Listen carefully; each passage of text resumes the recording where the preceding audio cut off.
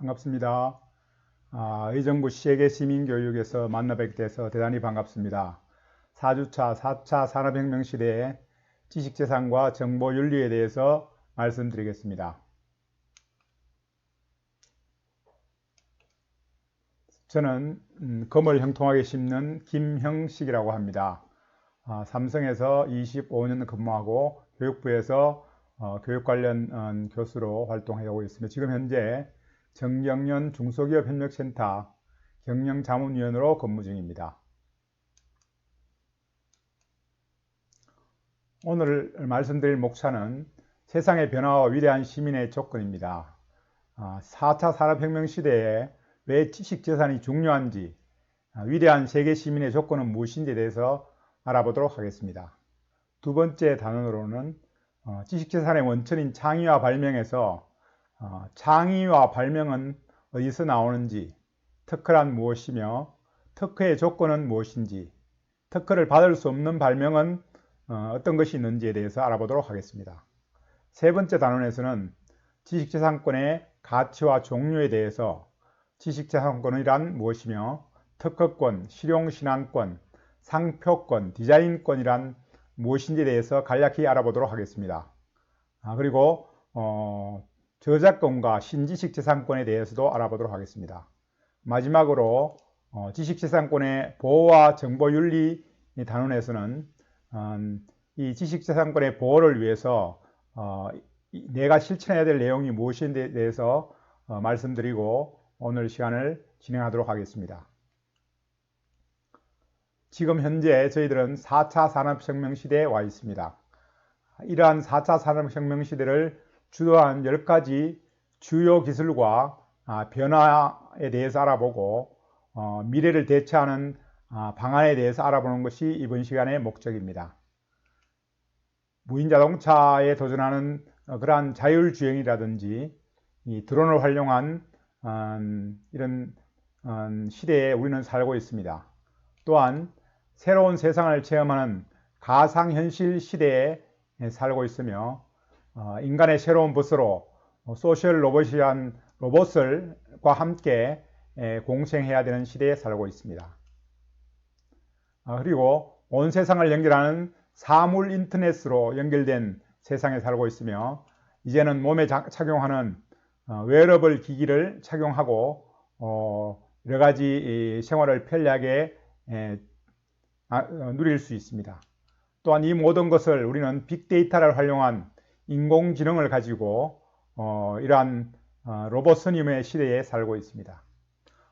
또한 제조를 쉽게 하기 위해서 3D 프린터를 활용해서 건물을 쉽게 짓는다든지 우리 인체의 여러 가지 도구들을 3D 프린팅이라는 기술을 활용해서 쉽게 할 수가 있습니다. 또한 금융의 벽을 허무는 디지털 화폐, 핀테크 시대에 살고 있습니다. 그리고 이 모든 것이 정보를 활용하는 것이라면 이러한 정보를 보호하기 위한 정보 보안 기술의 시대에 살고 있습니다. 이 10가지 기술 중에서 9번째까지가 정보 기술을 활용한 그러한 지식재산을 창출하는 그러한 기술이라면 10번째인 정보보안 기술은 이를 보호하고 방어하기 위한 정보윤리 기술에 해당될 것입니다. 그래서 오늘은 이러한 정보기술을 활용한 지식재산 부문과 정보윤리에 대해서 알아보도록 하겠습니다. 지난 첫 시간에 유엔이 세계 시민의 역할을 하기 위해서 이러한 17가지 지속가능 발전 목표를 세우고 진행하고 있습니다. 이러한 17가지를 세 가지로 구분한다면 사람에 대한 부분과 지구의 환경에 대한 부분 그리고 번영 부분으로 나눌 수 있습니다. 또한 이러한 세 가지를 엮는 그러한 평화와 파트너십이 중요하다고 보고 유엔에서는 이런 17가지를 집중적으로 앞으로 2030년까지 개설해 나갈 예정입니다. 세계 시민으로서 되기 위해서 이러한 17가지가 온 지구상의 온 나라들의 중점 목표인 것을 알고 진행했으면 좋겠습니다.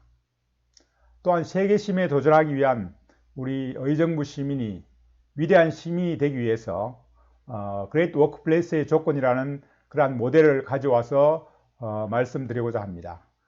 회사에 사원이 고객으로부터 신뢰를 받고 사원이 하고 있는 업무 내용과 환경에 대해서 자부심을 갖고 동료 선배와 재미있게 일한다면 이러한 일터를 우리는 위대한 일터 이렇게 이야기하는 모델입니다.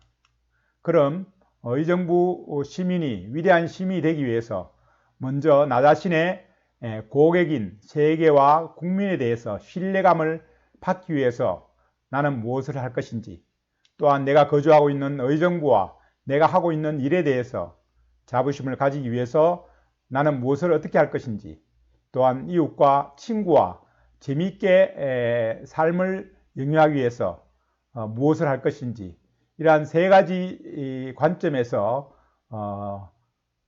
과제를 도출한다면 위대한 시민으로서의 살아가는 그런 방법들을 잘 알 수 있을 것입니다. 이 모델에서 보시다시피 나는 고객이 누군지 아는 것이 중요합니다. 그래서 지금 현재 고객은 어떤 생각을 갖고 있을지를 우리는 2020년 올해 고객들의 마인드 변화가 어떤 것인지를 김난도 교수님으로부터 이 마이티 마우스라는 10가지 고객의 주요 변화를 알아보도록 하겠습니다. 첫 번째는 멀티 페르소나라는 마음을 현재 고객들은 가지고 있습니다. 즉 요새는 한 가지 직업으로 안 되고 이러한 투잡 혹은 두 얼굴을 가지고 사는 시대를 우리는 멀티 페르소나라고 얘기합니다. 또한 고객들이 이제는 고객 만족이 아니라 고객의 접점에 가서 만족을 시켜야 됩니다.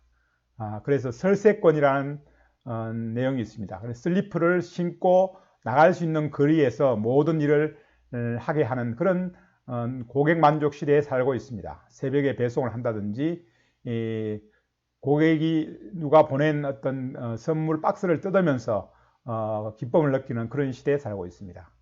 또한 공정성이 중요한 그러한 화두가 되고 있습니다. 그래서 본인뿐만 아니라 타인도 공정해야지만이 승복하는 이런 시대에 살고 있습니다. 또한 이제 고객은 직접 소유하는 시대가 아니고 사용권을 구매하는 그러한 시대에 살고 있습니다. 즉 소유가 아니고 공유라는 것이죠.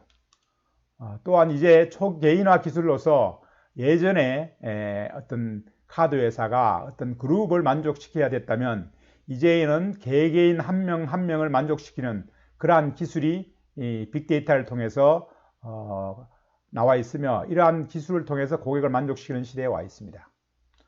또한 팬 소비 산업 주도다 그래서 미스터 트롯 방식에서 보다시피 이 팬들이 많으면 그 프로그램이 성공하는 이러한 팬덤 시대에 와 있다고 할 수 있겠습니다. 또한 특화 생존의 시대입니다. 이제는 어떤 사업을 하더라도 그냥 경쟁을 통해서 사업을 따는 것이 아니라 생존 수용과 같이 어떤 생존에 꼭 필요해야지만이 소비자들이 구매하고 사용하는 시대에 와 있습니다. 또한 5060 시대에 사람들이 이 많은 어떤 여유와 삶을 즐기면서 소비를 주도하는 58 세대에 와 있습니다. 그리고 어떠한 물건을 살 때 편리미엄이라는 용어를 씁니다. 그래서 노력과 시간에 비해서 성과가 아주 탁월할 때 우리는 편리미엄이라고 합니다. 예를 들어서 청소기가 청소를 하면서 또한 어떤 걸레질을 할 수 있는 이런 청소기, 또한 쉽게 다이어트를 할 수 있는 이러한 어떤 간편한 약품, 이러한 것들을 통해서 고객들은 더욱더 편리한 시대를 추구하고 있습니다. 또한 업글 인간을 추구하고 있습니다. 좋은 습관 명상하기, 명상 어플과 같이 본인이 업그레이드가 되면 만족스러워하는 그러한 시대에 살고 있습니다. 이러한 10가지 고객들의 마인드를 생각해 보면서 삶을 살아가는 시민이 되면 참 좋겠습니다. 그래서 이제 미래에는 4차 산업혁명 시대에 걱정되는 게 있습니다. 인간은 무엇을 먹고 살아야 하는가? 우리가 상상할 수 있는 미래는 생각보다는 무척 빨리 다가옵니다. 또한 미래의 주역은 이러한 변화를 주도적으로 활용하는 사람들입니다. 미래에 AI가 대체하기 힘든 직업이 있는가 하면 AI가 대체될 확률이 높은 직업이 있습니다. 그래서 미래에는 회계사, 의사, 변호사, 판사, 우리가 정말 좋은 직업이라 할 수 있는 이런 직업들이 없어질 그러한 시대에 살고 있는 거죠. 그래서 미래에도 그러면 이러한 직업들이 다 없어지면 인간은 무엇을 먹고 살 것인가를 연구한 결과 창의성과 정서지능 이 두 가지는 인간이 할 수 있다. 그래서 4차 산업혁명 시대에 우리는 이 두 가지에 집중해야 한다는 그러한 연구 결과가 나와 있습니다. 그래서 옥스퍼드 대학에서도 역시 AI 연구팀을 통해서 4차 산업혁명 시대에 인간이 가져야 할 두 가지 역량은 창의성과 정서지능이다. 이러한 결과가 도출되어 있습니다. 먼저 미래인지 핵심 역량 첫 번째로는 역시 감성 리더십을 들 수 있겠습니다.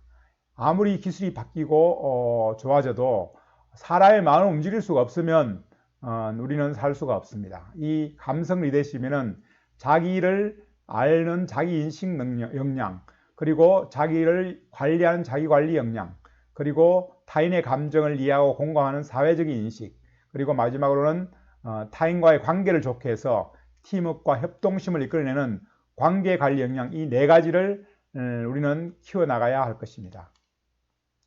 또 한 가지 역량은 창의적 지식재산입니다. 즉 다르게 생각하여서 남과 다른 성과를 만드는 기술입니다.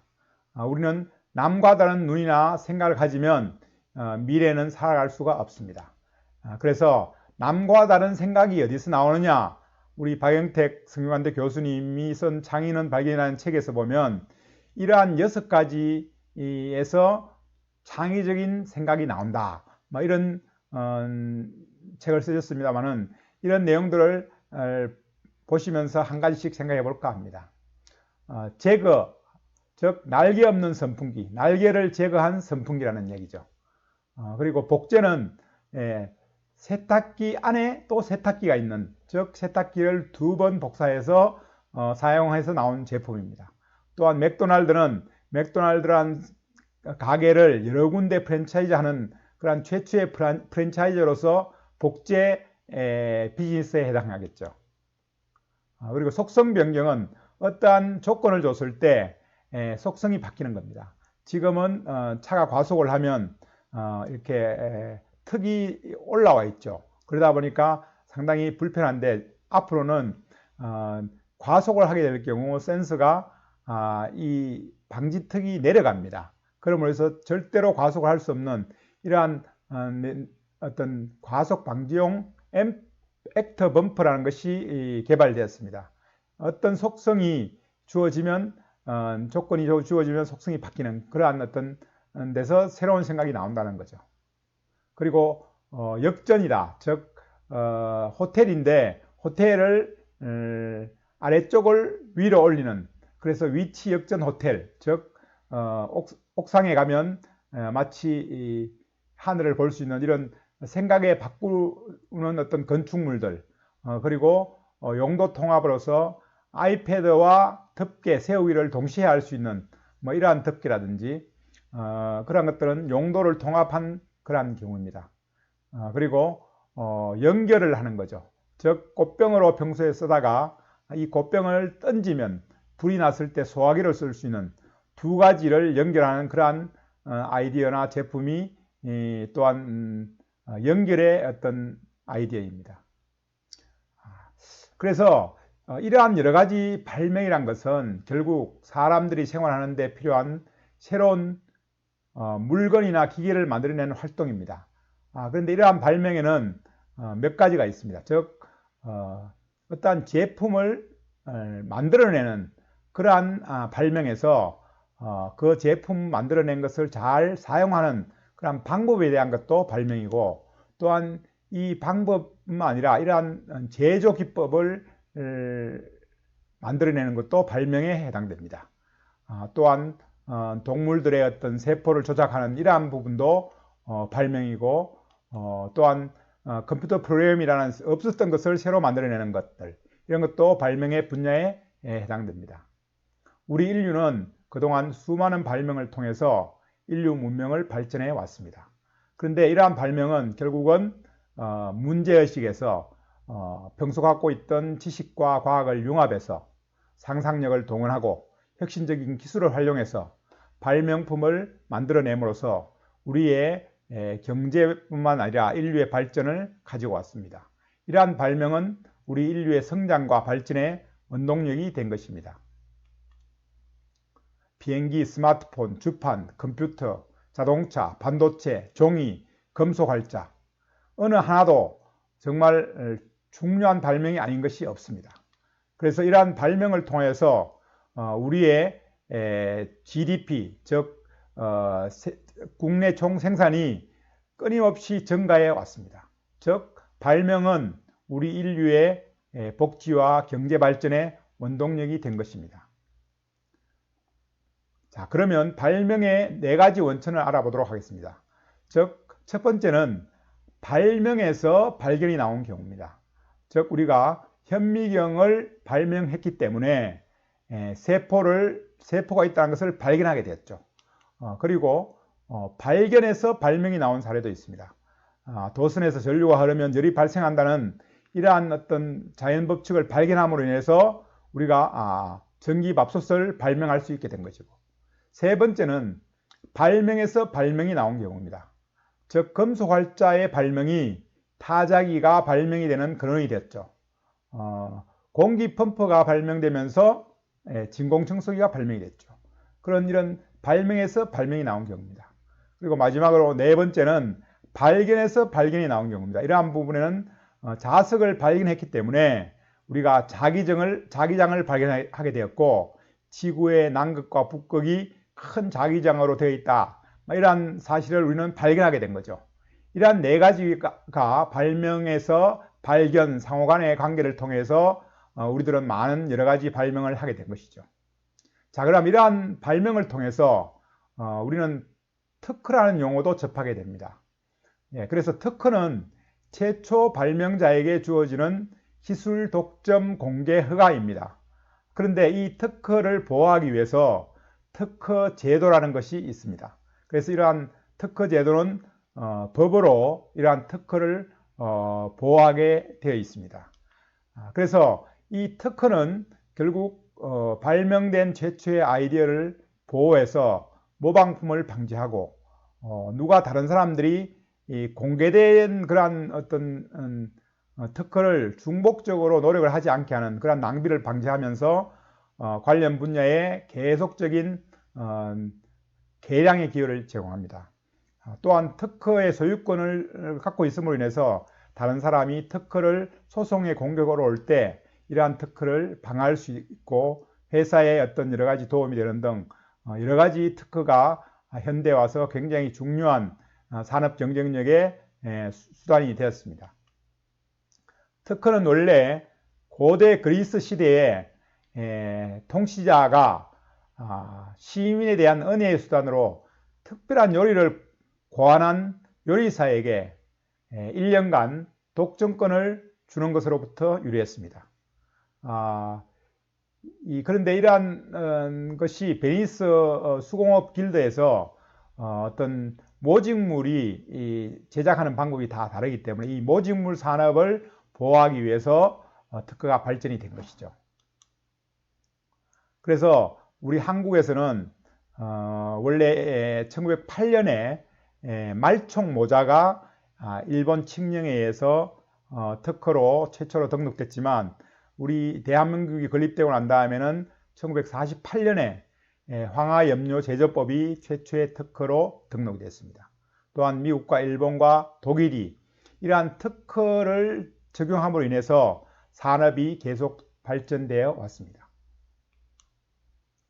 자, 그러면 특허를 받기 위해서는 4가지 조건이 필요합니다. 첫 번째가 발명의 성립성입니다. 즉 자연법칙을 이용한 기술적 사상의 창작으로 고도한 것 이렇게 어렵게 표현이 되어 있습니다. 즉 말씀을 드리자면 자연 법칙을 그대로 활용하면 발명이 되지 않지만 자연 법칙을 이용해야 되며 또한 평범한 그러한 기술이 아니라 상당히 고도한 그러한 기술이어야 되고 또한 창작이어야 됩니다. 지금까지 없었던 새로운 것이 된다는 거죠. 그래서 이러한 발명이 성립돼야 되고 두 번째로는 산업상 이용 가능성이 있어야 됩니다. 이 산업상 이용 가능성이란 것은 누구나 이 기술을 만드는 방법을 보면 쉽게 반복적으로 만들 수 있어야 된다는 거죠. 그래서 모든 산업에서 특허를 활용할 수 있어야 된다. 그래서 이걸 산업상 이용 가능성이라고 합니다. 세 번째 특허의 조건은 신규성입니다. 즉 새로운 것이고 세계 최초로 알려지지 않은 그러한 기술이어야 된다는 거죠. 그런데 이러한 기술을 가지고 발명을 했어도 특허 출원을 하기 전에 다른 사람이 특허 출원을 먼저 해버리면 특허 출원한 사람에게 신규성이 있게 됩니다. 그래서 반드시 발명을 하고 난 다음에는 특허를 등록해야지만이 이 신규성을 확보받을 수가 있습니다. 네 번째는 진보성입니다. 이 진보성이란 말은 그 분야에 속한 전문가가 볼 때 기술에 상당한 고도적인 기술을 사용해야 된다는 것이죠. 그냥 단순한 아이디어만 가지고는 특허를 받기가 쉽지 않습니다. 그래서 특허를 받기 위한 네 가지 조건을 꼭 알아두시면 좋을 것 같습니다. 발명의 성립성, 산업상 이용 가능성, 신규성, 진보성 이 네 가지 조건이 만족해야지 특허를 받을 수가 있습니다. 그런데 특허를 받을 수 없는 발명도 있습니다. 즉 공익이나 국가산업정책 면에서 부적합한 판정의 경우는 특허를 받을 수가 없습니다. 또한 두 번째는 공공질서나 선량한 미풍양속, 공중보건을 해칠 우려가 있는 발명은 특허를 받을 수가 없습니다. 예를 들어서 인체에 상당한 위해를 줄 수 있는 빔기구라든지 아편흡입구, 위조지폐 제조기구, 또한 인체에 유해한 성분이 포함된 의약품, 또한 해를 줄 수 있는 성분이 함유된 장난감, 웅담 채취기구, 도박이나 사행성을 부추기는 그러한 기구는 특허를 받을 수가 없습니다. 이러한 부분들은 꼭 명심하여서 특허를 받을 때 명심하시면 좋겠습니다. 자, 그러면 이러한 특허를 포함해서 무형재산을 우리는 지식재산이라고 이야기합니다. 그래서 인간의 창의적인 활동으로 만들어진 결과물 중에서 재산적인 가치가 있어야지 우리는 지식재산이라고 표현합니다. 그래서 이 지식재산은 지식재산 기본법으로 보호를 받고 있습니다. 지식재산 그러면 왜 필요한가? 미래의 부의 창출은 이러한 무형재산에 있습니다. 즉 택시를 하나도 갖고 있지 않은 우버는 세계적인 그러한 자동차 기업이라고 할 수 있죠.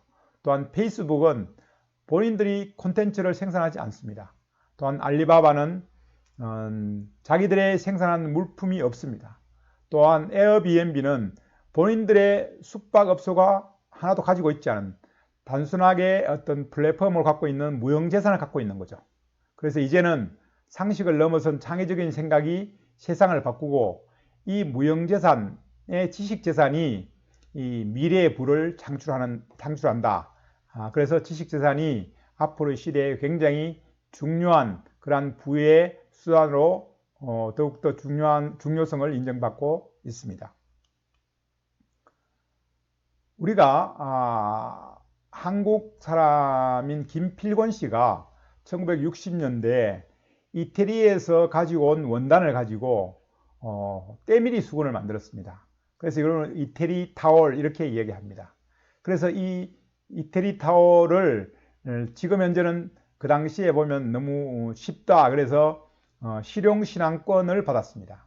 그런데 이 실용신앙권의 보호기간이 10년이기 때문에 지금은 그 기간이 지났기 때문에 누구도 이러한 때밀이 수건을 만들 수가 있습니다.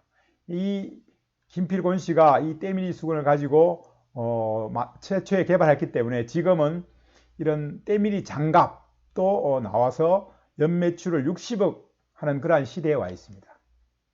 또한 젓가락을 가지고 발명한 사례도 있습니다. 어린아이들이 젓가락질을 연습할 때 쓰는 이런 어린이용 젓가락을 개발해서 20억의 매출을 올리고 이 젓가락으로 부자가 된 그러한 사례입니다.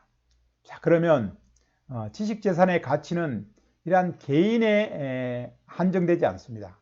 이 특허를 받아서 돈을 벌면서 개인의 자아실현이 되면서 이러한 시대인데 이제는 기업적인 가치도 인정받고 있습니다. 그래서 특허를 많이 갖고 있는 기업이 이 자산 가치와 경쟁력이 있는 그러한 시대입니다. 이러한 개인적인 가치와 기업적인 가치뿐만 아니라 국가적인 가치로서 이제는 국가 간의 지식재산의 무기가 되고 있습니다.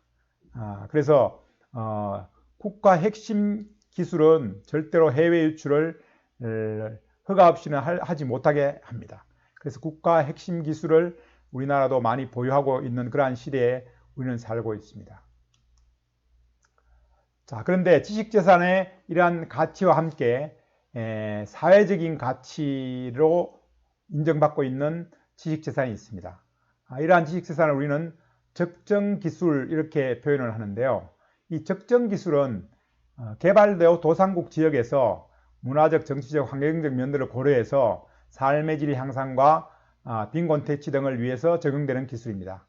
예를 들어서 아프리카에서 물이 부족하기 때문에 먼 거리를 물을 길러서 운반해야 되는 이러한 상황에서 이 적정 기술을 이용해서 만든 큐드럼이라는 상품은 이 바퀴형 물통입니다.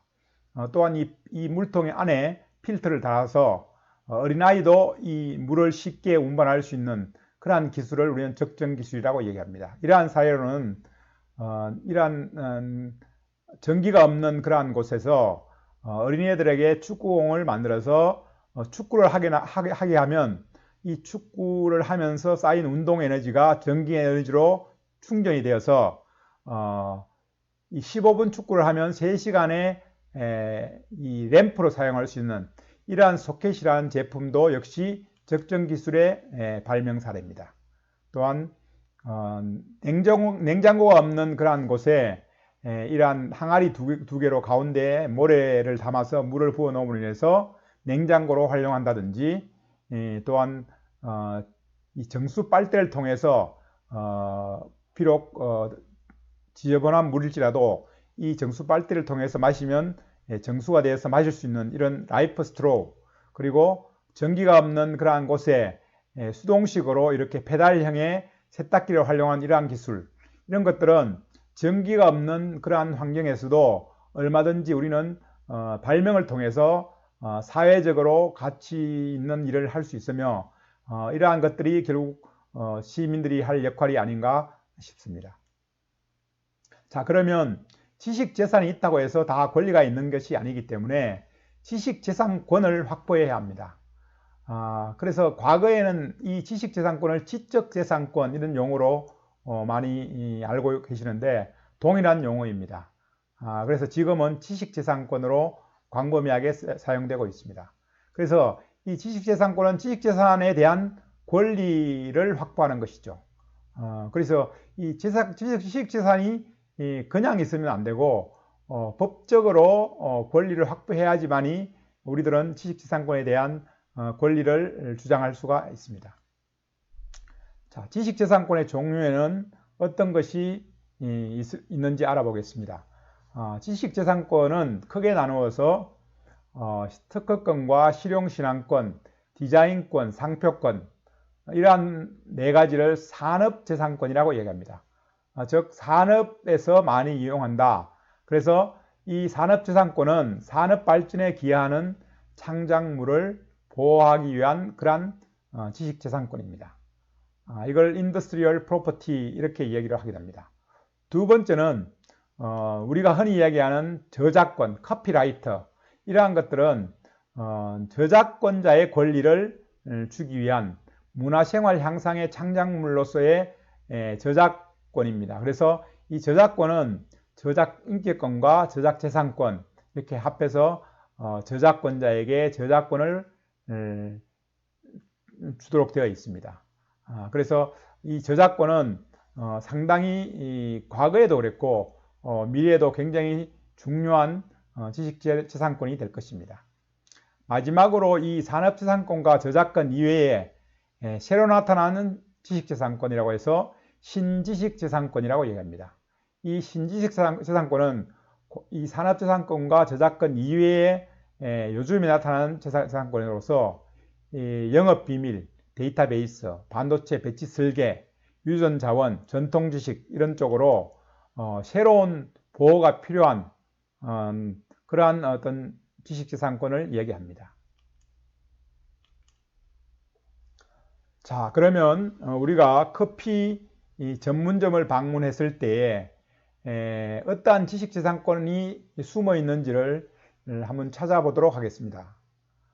왼쪽에 동그랗게 와이파이 표시 같은 것이 지식재산권 중에서 특허권에 해당되겠죠. 또한 프레시 카피라고 이렇게 커피라고 되어 있는 이런 부분은 상표권에 해당되겠죠. 그리고 아래쪽에 테이블의 어떤 이런 모양들 같은 경우에는 디자인권이 되겠죠. 그리고 오른쪽에 보시면 책을 읽고 있죠. 이러한 책은 창작물이기 때문에 이러한 것들은 우리는 디자인권에 해당, 상표 저작권에 해당될 수 있겠습니다. 자, 그래서 우리 생활 속에 보이지 않는 지식재산권이 많이 숨어 있고 이런 지식재산권이 자산이 되는 시대에 와 있습니다. 자, 그러면 지식재산권 중에서 가장 많은 쪽을 차지하고 있는 산업재산권에 대해서 종류와 보호기간에 대해서 알아보도록 하겠습니다. 산업재산권 중에서 특허권은 역시 이 특정인이 발명해서 법률적으로 권리를 설정하는 경우입니다. 최초의 전기를 응용해서 전화기를 생각해낸 그러한 사람에게 전화기를 발명해서 특허를 주게 되는 거죠. 그래서 이 특허권은 특허 출원일로부터 20년간 특허권을 보호하게 되어 있습니다. 20년 이후에는 이것이 누구에게나 오픈이 되는 그러한 권리죠. 두 번째로는 실용신앙권이라는 게 있습니다. 이 실용신앙권은 특허보다는 그렇게 기술적인 수준이 높지 않으면서 뭔가 그래도 아이디어를 활용한 그러한 제품이죠. 이것은 특허가 되기에는 조금 부족하지만 그래도 이 편리한 그런 아이디어를 적용한 그러한 기술이라고 할 수 있는데 최초의 전화기는 송신기와 수신기가 별도로 있었죠. 그래서 이걸 송신기와 수신기를 결합한 것, 이 결합한 기술을 우리는 이걸 실용신안으로 최초에 냈습니다. 그래서 실용신안은 이 보호기간이 특허보다는 조금 10년 짧은 10년 동안 보호를 받게 됩니다. 또한 산업재산권 중에서 디자인권은 어떤 물건의 디자인이 다 다르죠. 전화기는 전화기가 나올 때마다 디자인이 다 달랐죠. 그래서 이런 새로운 어떤 디자인인데 이 디자인의 어떤 형상이나 색채를 달리하는 것 이런 부분들은 우리는 디자인권 이렇게 해서 20년 동안 보호를 받게 됩니다. 마지막으로 상표권은 어떤 제조 회사의 어떤 표식이라든지 이러한 제품을 알리는 상표 등을 말하는데 이 역시 10년 동안 보호를 받게 됩니다. 예를 들어서 자동차를 예를 들어보도록 하겠습니다. 자동차 안에는 수많은 산업재산권이 숨겨져 있습니다. 엔진 제어 시스템, 제동장치 제어 시스템, 자동주행 시스템 같이 시스템이 붙은 이야기는 조금 어렵죠. 그러다 보니 우리는 특허라고 생각하시면 되겠습니다. 그래서 이러한 특허권은 새로 자동차를 만들어내는 것이 쉽지 않기 때문에 이러한 특허권을 사서 자동차를 만들게 되죠. 자, 그러면 자동차의 도어, 문을 여는 방식이라든지 또한 수납장치, 그리고 의자의 높낮이를 조절하는 장치, 그리고 백밀러라든지 이런 부분들은 실용신앙권에 해당되겠습니다. 이러한 기술들은 특허 정도는 아니지만 그래도 뭔가 새로운 아이디어를 가지고 적용한 것이 되기 때문에 실용신앙권으로서 10년간 보호를 받게 됩니다. 또한 차체의 형상이라든지 의자의 모양이라든지 그리고 자동차 앞에 헤드라이트의 램프의 형상이라든지 뭐 스포일러 형상 이런 부분들은 디자인권에 해당되겠습니다. 그리고 마지막으로 자동차의 명칭이나 제조 일자라든지 부품의 명칭 이런 부분들은 상표권에 해당되겠습니다. 자, 그럼 특허권이란 게 무엇인지 알아보도록 하겠습니다. 특허권이란 것은 이런 기술 창작물, 즉 발명에 대해서 일정 기간 독점적으로, 즉 남한테 안 주는 배타적으로 소유나 이용할 수 있는 권리입니다. 그래서 발명은 특허 등록을 해서 심사를 통과하면 특허 출원이 됩니다. 그래서 먼저 특허 출원한 사람에게 권리를 주는 것을 우리는 선출원주의라고 이렇게 얘기합니다. 그래서 우리나라는 선출원주의를 택하고 있기 때문에 먼저 발명한 사람이 권리를 갖고 있는 게 아니라 먼저 특허 등록을 한 사람에게 특허권이 있다 이렇게 아시면 되겠습니다. 그래서 앞에서 말씀드린 것 같이 특허의 조건이 이 자연법칙을 이용한 기술적 사상인가, 산업성을 이용할 수 있는가, 신규 발명인가, 진보된 발명인가, 요 네 가지가 특허의 발명의 네 가지 조건이죠. 그러면 요 네 가지 이외에 혹시 불특허 사유에 해당되지 않는가, 그리고 특허 명세서에 구체적으로 잘 기입되어 있는가, 다른 사람보다 먼저 출원하였는가, 이런 부분들을 심사해서 특허권을 주게 되고 특허 출원을 하게 됩니다. 우리가 토끼 모자라는 것을 개발한 사람이 본인이 토끼 모자를 개발해서 본인이 돈을 버는 게 아닙니다. 왜 그랬을까요? 이 토끼 모자는 그냥 개발해서 만들어서 팔았는데 이 아이디어를 본 사람이 특허 출원을 했습니다. 그래서 나중에 특허 출원을 해서 훨씬 많은 돈을 벌게 되었죠. 그래서 특허는 먼저 특허 출원을 한 사람에게 특허권이 있다 이렇게 아시면 되겠습니다. 두 번째로는 실용신앙권입니다. 이 실용신앙권은 물품의 형상이나 구조나 조합에 대해서 어떤 고안을 하게 되면 이 고안한 것을 보호하는 것인데 특허와의 어떤 차이가 상당히 애매한 점이 있지만 특허보다는 조금 기술이 미비하다. 그래서 최초의 아이디어는 보통 실용신앙권을 신청하게 되죠. 그래서 실용신앙권이 인정받게 되면 1년 이내에 또 특허 출원도 가능합니다. 또한 특허와 실용신앙을 두 가지 이중 출원도 가능하게 됩니다. 앞에서 말씀드렸듯이 송화기와 수화기, 전화기가 분리되어 있었는데 이것을 하나로 한 것이 실용신앙권의 사례가 되겠습니다. 과거에 우리는 이제 풀을 칠을 때 풀을 쑤어서 풀을 활용했는데 이걸 좀 더 편리하게 만든 우리 문구용어로 딱풀이라는 거 있죠. 이런 것들은 누구나 쉽게 생각할 수 있는 그런 고안이기 때문에 실용신안으로 등록을 해서 권리를 보호받고 있고, 또한 여러 가지 수많은 문구 제품들, 이런 제품들은 실용신안권으로서 등록을 해서 활용이 되고 있습니다. 그래서 특허권과 실용신안권의 차이는 보호기간에서도 실용신안권이 조금 10년으로서 짧고 보호 대상도 고안에 대한 것이고 고도성도 조금 낮다, 이렇게 보시면 되겠습니다.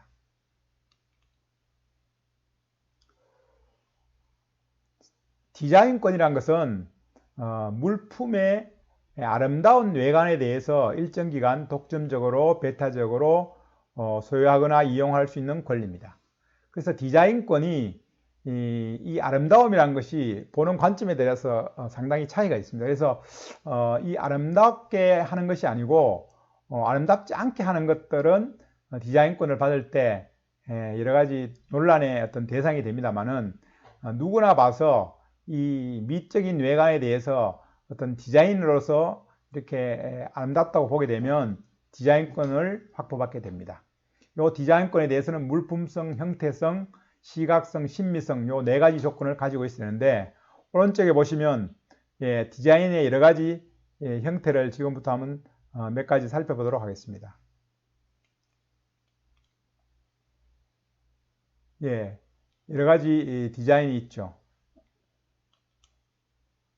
이러한 어떤 우스운 이러한 모양들도 디자인권을 보호받을 수가 있습니다. 또 이런 부엉이 모양이라든지 이러한 자전거의 어떤 모양을 통해서 새로운 디자인을 한다든지 이런 것들도 디자인권에 해당될 수가 있습니다. 또한 우리가 즐겨 사용하는 문서를 만들 때 사용하는 글씨체도 디자인권을 받을 수가 있습니다. 또한 여러 가지 음식의 어떤 배치라든지 음식의 모양들 이런 것도 디자인권을 받을 수가 있습니다. 그런데 디자인권 같은 경우에는 이런 디자인권의 침해 사례가 흔히 있습니다. 왜냐하면 비슷한 디자인이 많이 나오기 때문에 그렇죠. 히딩크가 착용했던 넥타이를 다른 회사에서 이 디자인을 활용해서 유사한 디자인을 제작해서 판매를 해서 대법원에서 저작권 침해 판결을 받았습니다. 그래서 이 디자인을 할 때는 내 디자인이 이미 다른 사람이 디자인한 그런 디자인권이 있지 않는지를 사전에 점검할 필요가 있습니다. 상표권은 우리가 상품에 대해서 이것을 표시하는 그런 표식의 행위로서 상표권 이렇게 얘기를 합니다. 그런데 지금은 이 상표권이 기호나 문자, 도형, 소리, 냄새, 입체적인 형상, 홀로그램, 동작, 색채 이런 여러 가지 형태의 상표권이 나오게 됐습니다. 그래서 이 상표권은 10년간 보호를 받게 됩니다. 그래서 이 존속기간은 이걸 상표권을 계속 갱신을 하게 됩니다. 그래서 그렇게 되면 10년을 보호받지만 또 다시 상표권을 등록하면 또 10년 이렇게 해서 영구적으로 보호를 받을 수 있게 됩니다. 여러 가지 회사들에서 사용하는 이런 로고라든지 또한 최근에 와서는 이런 만두의 어떤 모양이라든지 1박 2일이라는 어떤 TV 프로그램도 상표권으로서 보호를 받게 됩니다. 한국에서 가장 오래된 이런 상표권으로서 등록한 것은 이 몽고 간장 이렇게 해서 간장이 어떤 상표권이 되겠습니다. 또한 어떤 용기를 그 상품을 담는 용기의 모양, 즉 이걸 입체상표라고 얘기합니다. 그리고 우리가 영화를 볼 때 영화 첫 장면에서 나오는 이러한 어떤 화면 같은 것은 우리는 동작상표 이렇게 얘기합니다. 또한 어떤 프로그램을 켤 때나 이럴 때 나오는 어떤 소리, 사자의 울음소리 이런 부분들은 소리상표라고 얘기합니다. 또한 프린트 토너에서 나오는 아몬드 향기 이런 것들은 냄새상표 이렇게 얘기합니다. 또한 재밌는 것은 개그맨들이 최근에는 자신들의 어떤 특유의 억양을 소리상표로서 상표권 등록을 합니다. 클투가 사용했던 그때그때 달라요 라는 그러한 용어라든지 생뚱맞죠 이런 용어, 그리고 김대희 개그맨의 밥 먹자 이런 부분, 이런 어떤 것들은 개그맨들이 이러한 것을 다른 쪽에 활용하게 되면 상표권에 해당하는 어떤 사례를 받게 상표권 등록을 해놨습니다. 그리고 이 프로그램을 크게 되면 윈도우라고 이렇게 소리가 나게 되죠. 이러한 것들도 역시 상표권에 해당되겠습니다. 자, 그럼 지식재산권 중에서 저작권에 대해서 알아보도록 하겠습니다. 저작권은 과거로부터 계속되어 왔던 것인데 인간의 사상 또는 감정을 표현한 창작물 중에서 저작자가 가지는 독점적 메타적인 권리를 얘기합니다. 이 저작권을 가지기 위해서는 창작성이 있어야 됩니다. 즉 새로운 것이어야 됩니다. 그래서 오른쪽에 보시면 저작권의 종류에도 여러 가지가 있습니다. 어문에 대한, 즉 소설이나 시나 이런 부분에 대한 저작물이라든지 음악에 대한 저작물, 연극에 대한 저작물, 미술, 건축, 사진, 영상, 도형, 컴퓨터 프로그램의 저작물, 굉장히 많은 어떤 저작권에 해당되는 종류가 있습니다. 저작권이 만약에 저작권법에 예시가 안 돼 있더라도 누군가가 새로운 창작한 제품이 있을 경우에는 이 저작권법의 보호가 될 수가 있습니다. 즉 이 범주에 해당되지 않더라도 창작성이 있다고 생각되면 보호를 받을 수 있게 되는 것입니다. 자, 저작권에는 저작인격권과 저작재산권이 있습니다. 저작인격권에는 정신적 산물에 대해서 저작자가 인격적으로 갖는 권리입니다. 그래서 이 저작인격권은 그 저작권자 그 사람의 권리죠. 그래서 저작권자 본인에게만 인정이 되고 양도되거나 상속되지 않습니다. 또한 저작재산권은 저작물을 통해서 얻는 가치인데 이거는 저작자가 생존 기간 동안뿐만 아니라 사망한 다음 해로부터 70년 동안 권리를 받을 수가 있습니다.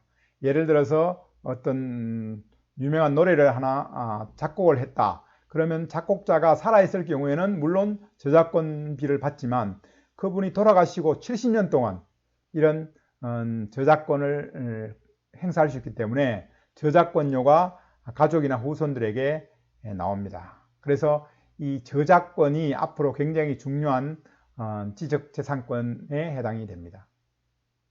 그래서 이 저작권에는 복제권, 공연권, 공중수신권, 전시권, 배포권, 대여권, 그리고 저작물의 작성권 이런 식으로 여러 가지 권리가 저작재산권에 해당되겠습니다. 자, 그러면 퀴즈를 하나 내도록 하겠습니다. 코끼리가 그림을 본인의 코로 그림을 그렸습니다. 이 코끼리가 그린 그림은 저작권에 해당되겠습니까? 또한 인공지능이 이 구글에서 만약에 그림을 그렸다. 고의 화풍을 본인이 이 인공지능이 배워서 이 고의 화풍으로 그림을 그렸다. 이런 경우에 저작권을 받을 수 있겠습니까? 예, 답은 사람의 정신적인 창작물이 아니기 때문에 저작권으로 보호를 받을 수가 없습니다. 두 번째 퀴즈를 내겠습니다.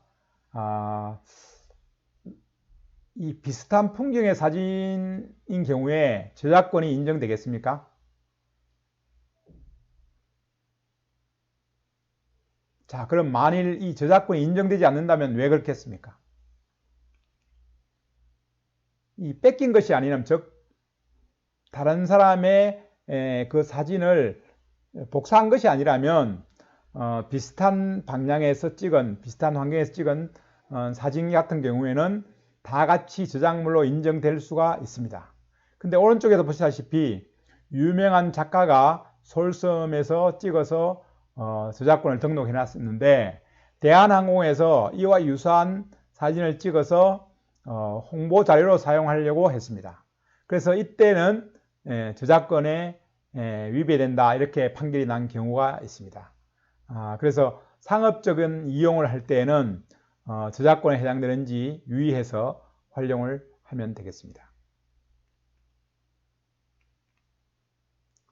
자, 그런데 우리가 저작권에 저촉되지 않는 경우가 있습니다. 즉 예를 들어서 공공의 이익과 문화 발전의 측면에서 이 저작권에 해당되는 그러한 것들을 사용하는 경우에는 저작권에 저촉이 되지 않습니다. 예를 들어서 재판의 절차라든지 입법 행정 자료를 위해서 복제하는 경우에는 저작권에 해당되지 않습니다.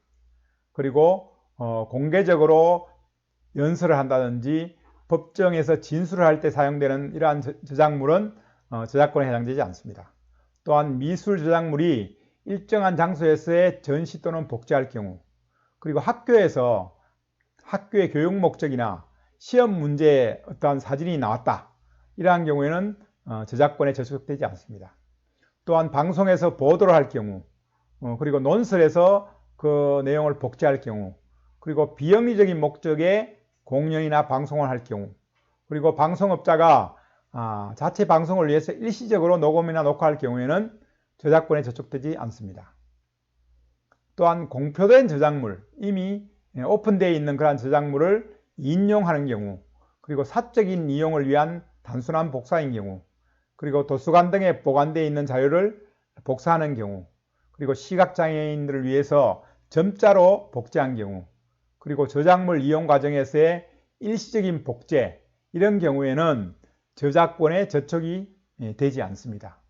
그래서 우리들은 이런 저작물들을 그래도 그나마 자유롭게 사용할 수가 있는 것입니다. 그래서 저작물을 사용할 때는 저작자의 표시가 있는지, 사용 용도가 영리인지 비영리인지, 그리고 변경을 금지해야 된다 이러한 어떤 저작물 사용의 어떤 내용이 명시되어 있는지, 동일한 내용이 이미 저작권에 등록되어 있는지 이런 부분들을 알고 사용을 하는 것이 필요합니다. 자, 지식재산권 중에서 세 번째 신지식재산권에 대해서 알아보도록 하겠습니다.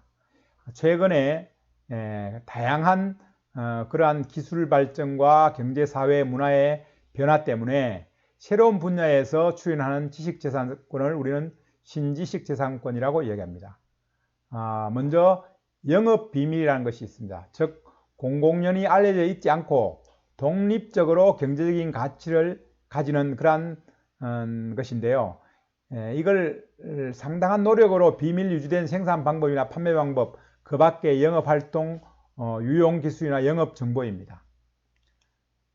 이 영업비밀 보유자는 이 영업비밀을 정당하게 취득을 해야 됩니다. 그래서 이 영업비밀을 보호해야 됩니다.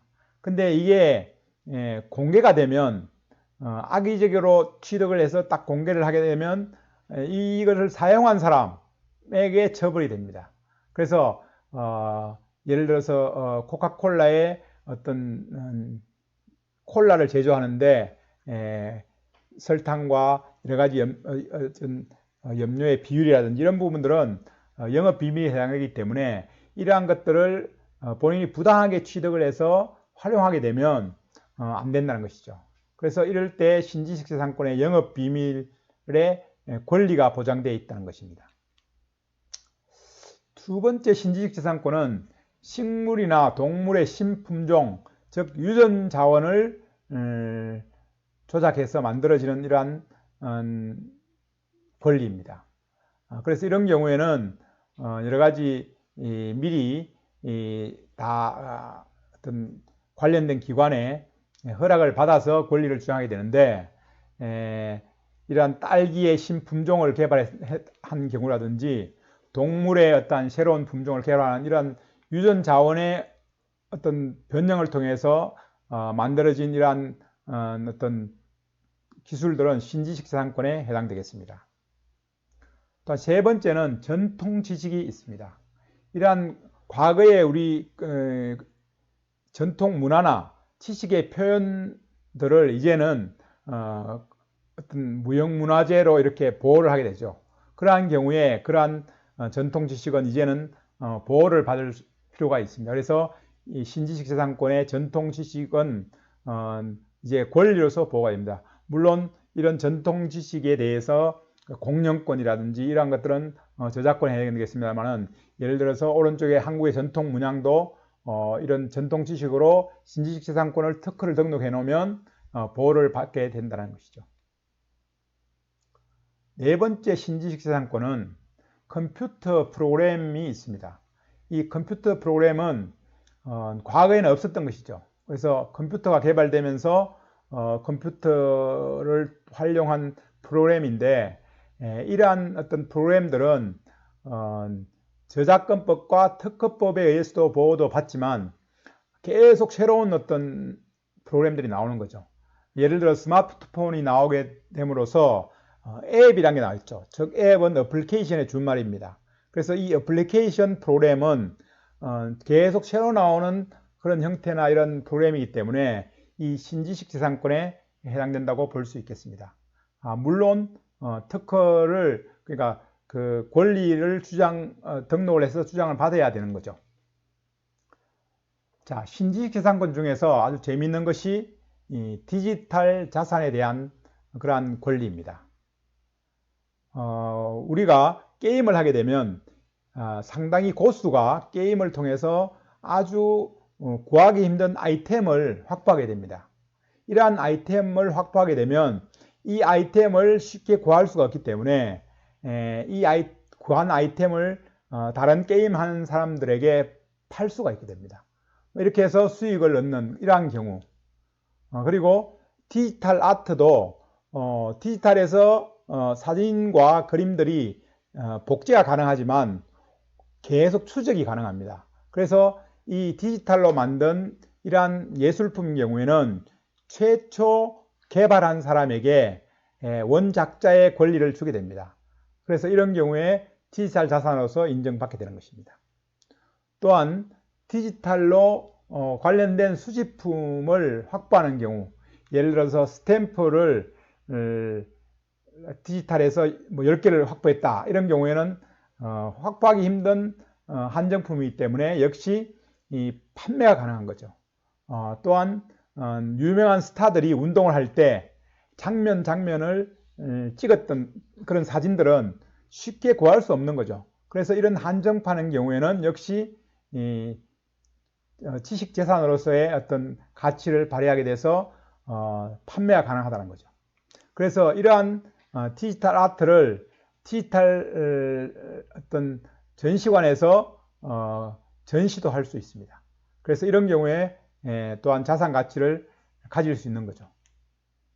그래서 이러한 디지털 자산의 원작자가 누구면 누가 샀고 어디로 누가 복사했고 이런 부분들이 이제는 이 블록체인이라는 기술을 통해서 다 추적을 할 수가 있습니다. 그리고 이 블록체인은 또한 그 추적된 것을 보안을 유지를 할 수 있습니다. 그래서 이 메타버스의 가상 부동산인 경우에는 이 가상의 세계에서 부동산을 또 이렇게 거래를 하게 되는 거죠. 그래서 과거에는 우리가 이 실제 부동산만 가치가 있었지만 이제 사이버 세상에서 이러한 부동산을 사고 팔고 팔 수 있게 되는 거죠. 그래서 이 디지털 자산을 디지털 지갑을 통해서 디지털 자산을 축적하게 됩니다. 그래서 이제는 과거의 어떤 유형 자산을 소유한 사람이 부자가 아니라 이런 디지털의 무형 자산을 디지털 지갑에 많이 축적해 있으면 이제는 부자 소리를 듣게 되는 그러한 시대가 오게 되는 것입니다.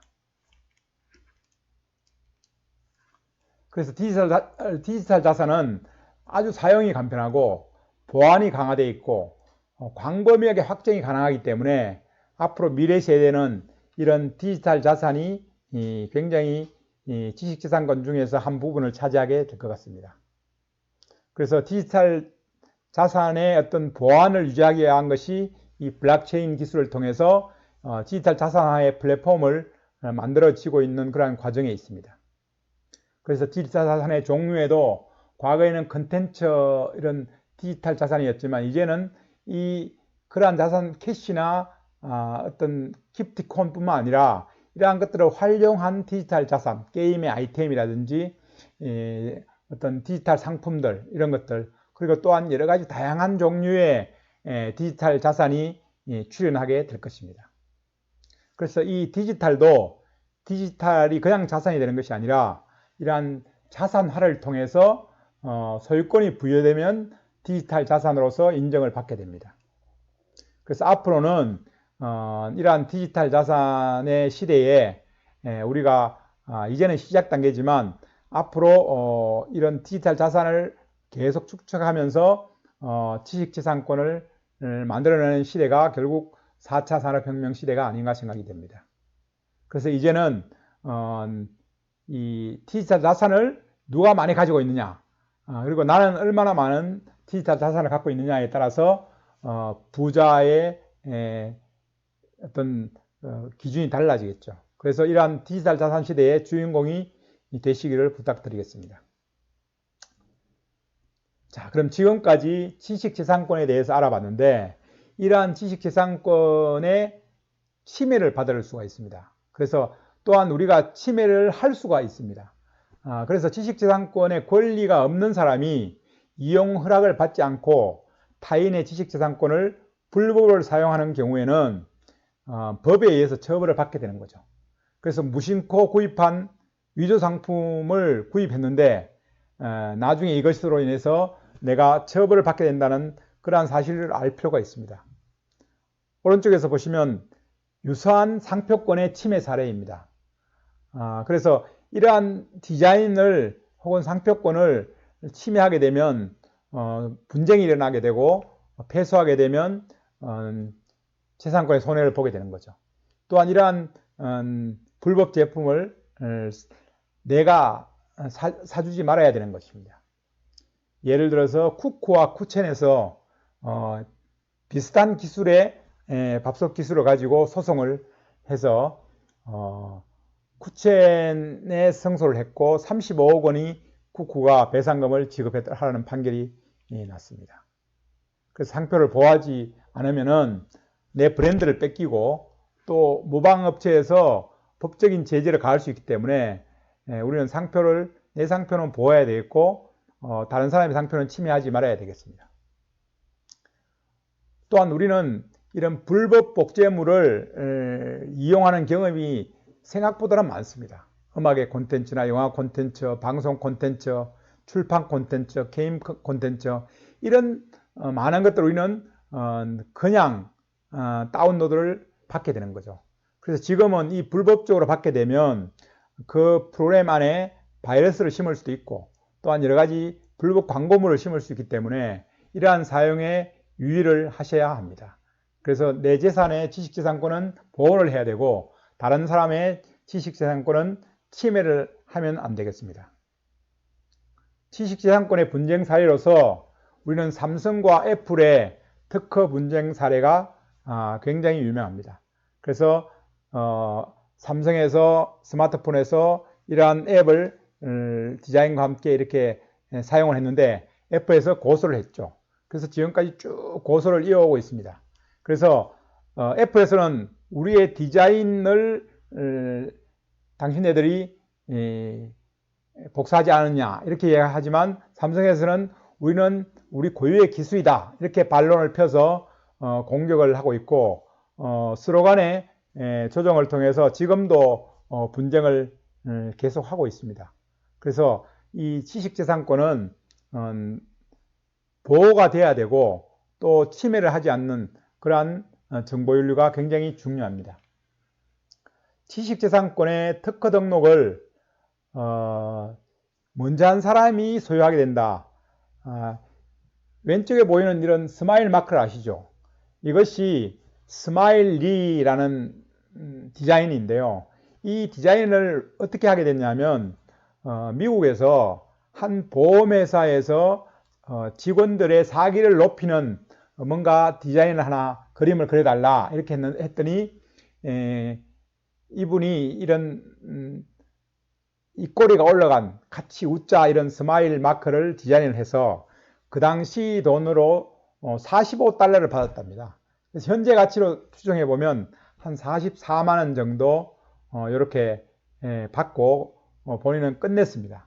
그런데 이 스마일리라는 이 마크를 가지고 나중에 어떤 프랑스의 언론인 출신의 프랑클린 루프란이라는 분이 상표 등록을 해서 지금 현재 이 후손이 이 회사를 물려받아서 이 스마일리라는 회사를 운영하고 있습니다. 그래서 이 마크를 통해서 여러 가지 디자인에 활용을 하고 이렇게 해서 엄청나게 많은 부를 축출하고 있습니다. 그래서 지식재산권은 반드시 등록을 통해서 지식재산권을 획득해야 된다. 즉 특허 등록을 해야 된다. 이런 어떤 관점에서 이 스마일리 사례를 말씀을 드렸습니다. 자, 그러면 지식재산권의 보호와 우리가 해야 될 정보윤리를 해야 된다 측면에서 10가지를 말씀을 드리겠습니다. 우리는 지식재산의 분쟁을 예방하기 위해서 내가 어떤 특허나 발명을 하게 됐을 경우에 그 전에 사전에 이 특허가 등록이 되어 있지 않는가 하는 검색을 해야 됩니다. 그리고 수출 기업의 경우에는 수출 지역에서 이 디자인이나 이런 지적재산권이 혹시 분쟁 가능성이 없는지를 검토해야 됩니다. 그리고 타인의 권리를 침해할 우려가 있는 경우에는 그 권리권자와 사전에 협상을 해서 허락을 받아야 됩니다. 그래서 권리 양도를 받아서 사용하시면 되겠습니다. 그리고 제품의 특허 기술을 회피하기 위해서 디자인할 때 다른 디자인을 검토하는 것도 필요하죠. 그리고 사업 실시하기 전에 상표권도 미리 등록을 해서 등록을 받을 필요가 있습니다. 그리고 저작물을 사용할 때는 저작권자에게 사용 허락을 반드시 받아야 되겠습니다. 그리고 저작권자의 사용 허락을 처음에 받은 용도 이외의 범위를 넘어서면 안 되겠습니다. 그리고 상품을 구입할 때 이것이 정품이냐에 따라서 확인을 하고 구입을 하셔야 됩니다. 특히 소프트웨어 프로그램 같은 경우에는 정품이 아닌 경우에는 나중에 유지보수할 때 확인이 딱 됩니다. 그러면 이 제품은 정품이 아니기 때문에 우리는 AS를 해줄 수 없습니다. 이렇게 얘기하죠. 그리고 위조품을 신고를 해야 되겠습니다. 그래서 위조품인 경우에 특허청의 위조상품 제보센터에 신고를 해서 위조품이 나오지 않도록 협조를 해주시면 좋을 것 같습니다. 그리고 온라인상에 불법 복제물은 저작권 보호센터에 신고를 해주시는 이러한 정보 윤리가 필요합니다. 또한 하지 말아야 될 그러한 7가지가 있습니다. 인터넷에서 떠도는 글이나 그림, 사진 이런 부분들을 카피를 해서 내 홈피에 옮긴다든지 뭐 이런 부분들은 저작권이 있다는 생각을 하시고 하지 말아야 되겠습니다.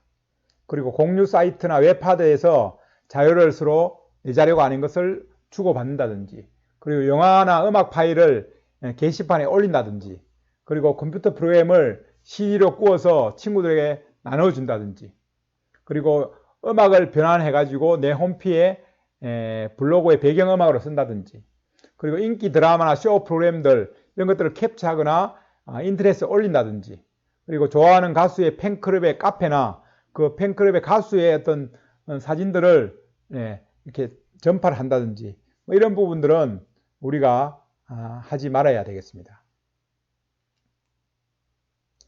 그래서 우리가 지식재산권에 확보하는 것만큼 보호하는 것이 중요합니다.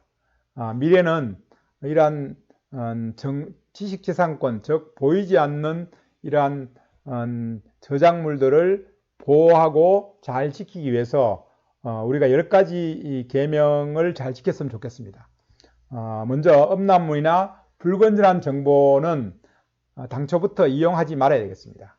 그리고 이러한 사이버 세상에서 함부로 욕설 한다든지 비방을 하지 말아야 되겠습니다. 요즘은 이러한 것들을 다 캡처를 하고 녹음을 하죠. 그래서 나중에 다 고소를 하게 되는 이러한 상황이 오기 때문에 욕설이나 비방은 절대 하지 말아야 되겠습니다. 그리고 불법적인 바이러스 유포나 해킹을 하지 말아야 되겠습니다. 뭐 본의 아니게 이렇게 하게 되는 경우가 있습니다. 그래서 이 불법이라고 의심이 가는 이러한 프로그램들은 아예 열지를 말아야 되는 거죠. 네 번째, 불법 프로그램을 사용하지 말아야 되겠습니다. 과거에는 경제적인 이유로 이런 불법 프로그램을 많이 사용했는데 지금은 불법 프로그램을 사용할 경우에 거기에 바이러스가 숨어 있다든지 여러 가지 부작용도 일어날 수가 있습니다. 그래서 불법 프로그램을 사용하지 않으시고 꼭 정품 프로그램을 사용하시기 바랍니다. 5번째는 불법적인 다른 사람의 정보를 사용하지 말아야 되겠습니다. 뭐 주민등록번호를 포함해서 다른 사람의 인적 관련된 내용들을 이런 부분들이 이 프로그램에 담겨져 있으면 다 이런 것들이 추적이 됩니다. 그래서 다른 사람의 정보들을 불법적으로 사용하지 말아야 되겠습니다. 그리고 자신의 정보를 불법적으로 공개하지 말아야 되겠습니다. 특히 주소라든지 개인의 신상 정보에 대한 부분들은 인터넷 세상에서 이미 한번 노출이 되면 이게 감당하기 어렵습니다. 그래서 법적으로 공개하라 그럴 경우에는 공개하지만 법적이 아닌 경우에는 절대 공개하지 말아야 되겠습니다. 그리고 일곱 번째는 사이버 공간에서 역시 예의를 무시하지 말아야 되겠습니다. 그러니까 예의를 지켜야 된다는 얘기입니다. 그래서 사이버 공간에서도 다 이게 보고 있기 때문에 내 사이버 공간에서의 어떤 인격이 다 공유가 된다고 생각하시고 예의를 지켜주시면 좋겠습니다. 그리고 댓글에서 가능한 악플은 달지 말아주시면 좋겠습니다. 요새 썬플 운동을 하시는 분도 계시는데 악플을 본인이 그것을 볼 경우에 정신적, 심리적인 충격을 받아서 불행한 일도 일어나죠. 그래서 가급적이면 댓글은 칭찬을 하고 격려하는 그러한 착한 그러한 내용의 댓글을 달아주시면 좋겠습니다. 그리고 인터넷 게임을 포함해서 인터넷 중독에 절대 빠져서는 안 되겠습니다. 인터넷 중독은 마약 중독과 같다고 생각하시고 하루에 인터넷뿐만 아니라 스마트폰 사용하는 어떤 시간이나 이러한 기준도 본인 스스로 해서 이 육체적인 건강뿐만 아니라 어떤 정신적인 건강도 생각하셔서 인터넷 중독에 빠지지 않았으면 좋겠습니다. 그리고 이러한 정보윤리 가운데 역시 정치적, 종교적 논쟁은 가능하면 하지 말으면 좋겠습니다.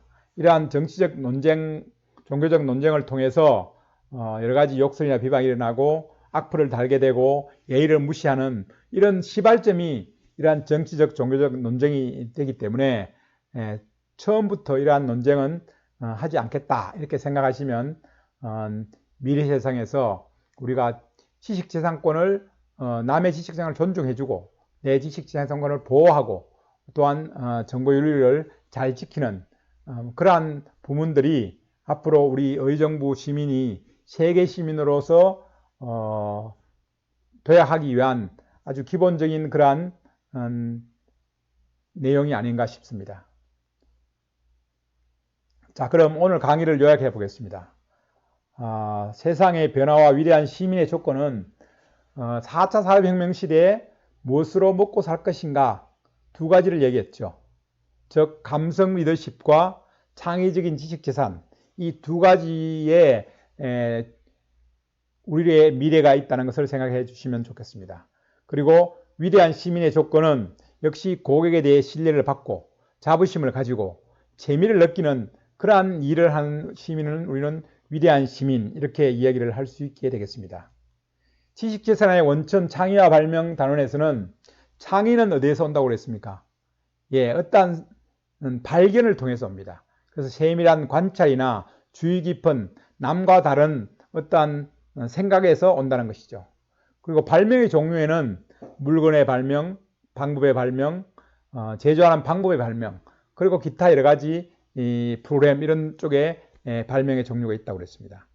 역시 특허의 조건은 발명의 성립성, 산업의 이용성, 신규성, 진보성 이 네 가지 조건이 이 특허의 조건이라고 얘기했습니다. 특허를 받을 수 없는 발명은 미풍양속이나 공공질서를 해치는 이러한 발명의 경우에는 특허를 받을 수가 없다고 그랬죠. 지식재산권의 가치와 종류 단원에서는 지식재산권의 종류에는 세 가지가 있다고 그랬죠. 산업재산권, 이게 가장 비중이 높고 저작권, 신지식재산권인데 산업재산권의 종류에는 또 네 가지가 있다고 그랬죠. 특허권 20년 동안 보호를 받고 실용신앙권 10년간 보호를 받고 디자인권 20년간 보호를 받습니다. 그리고 상표권 10년의 보호를 받습니다. 신지식재산권의 종류에는 영업비밀, 신품종, 전통지식, 프로그램 이러한 것들 이외에도 여러 가지가 있다고 그러죠. 그리고 신지식재산권 중에서 새로 나타난 것이 요새 디지털 자산 이런 쪽에 대해서 말씀을 드렸습니다. 마지막 단원에서는 이런 지식재산권을 보호하기 위한 정보윤리로서 지식재산권의 보호를 위해서 우리가 주의해야 될 사항과 정보윤리를 위해서 우리 위대한 의정부 시민으로서 실천해야 될 10가지 계명들에 대해서 살펴보았습니다. 오늘 이러한 4차 산업혁명 시대를 맞이해서 지식재산의 확보, 창출을 위해서도 노력해야 되겠지만 또한 지식재산권을 보호하고 잘 살림으로 인해서 미래의 부를 쌓을 수 있는 그러한 위대한 여의정부심이 되어주시기를 당부드리면서 오늘 강의를 마치도록 하겠습니다. 경청해 주셔서 감사합니다.